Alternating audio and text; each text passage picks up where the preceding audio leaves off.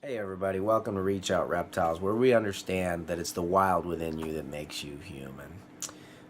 This week's video is going to be about humidity and helping reticulated pythons shed. You'll get to see a cool new morph of Superdwarf, which is a marble, which is pretty sweet. And if you think Garrett seems a little bit off today, it's because I have the flu. So hang with me. I'm gonna power through this anyway. It's gonna be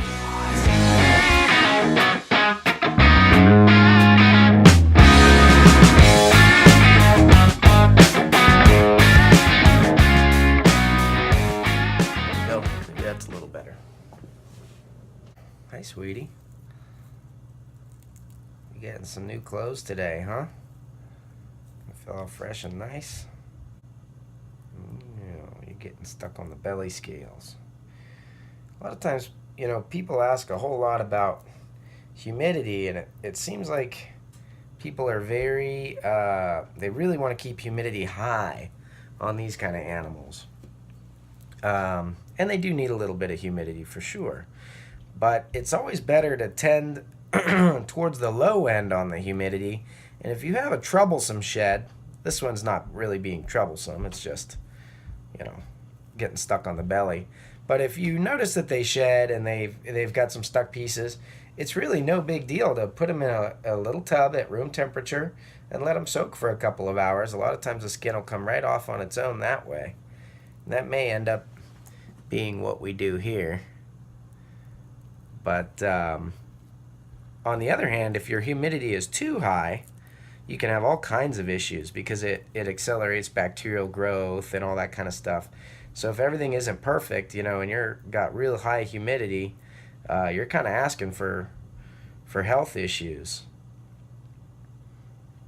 So I always recommend keeping a little on the drier side. Most of my snakes have water bowls that are actually big enough they can soak in, and that's all I need for humidity. There isn't any need for an additional humidity source other than just a nice big bowl of fresh water. Fun stuff. But it's just part of the joys of reptile keeping. Just like your dog, you got to brush its hair every now and then. Every now and then with a snake, you get to help it shed.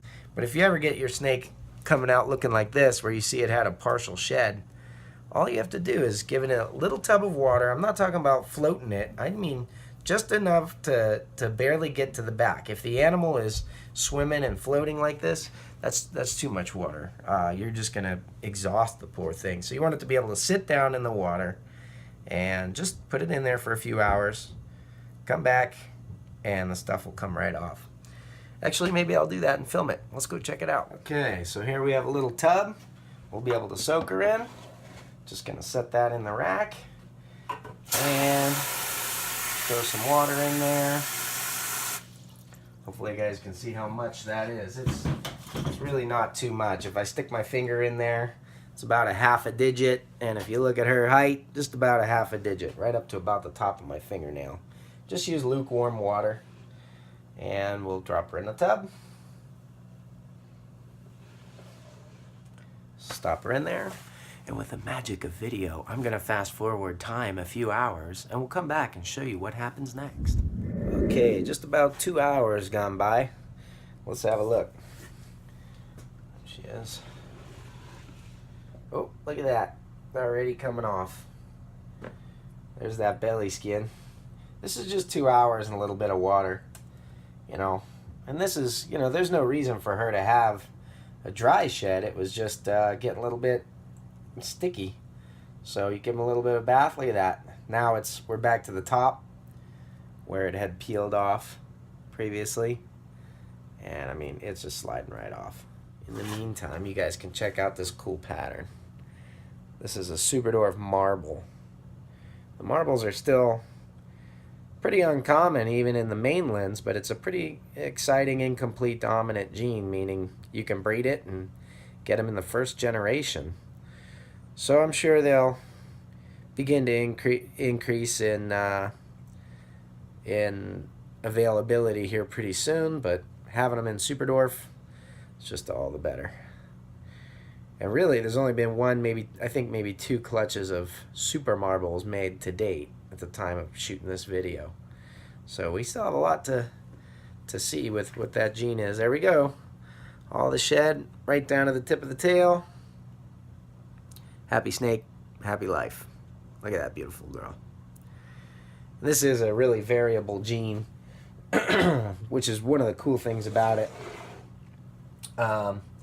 There aren't 2 that look alike. See if I can find, like, check this guy out. This would be her brother. I mean, guy's on fire.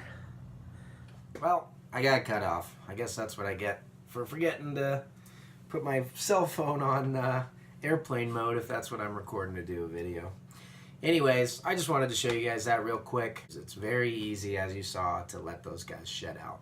So make sure that you guys tune in on Friday if you want a free tip Friday. I'm going to read through some of the comments that you guys left about what you want to see, tips and have me talk about while we're over here.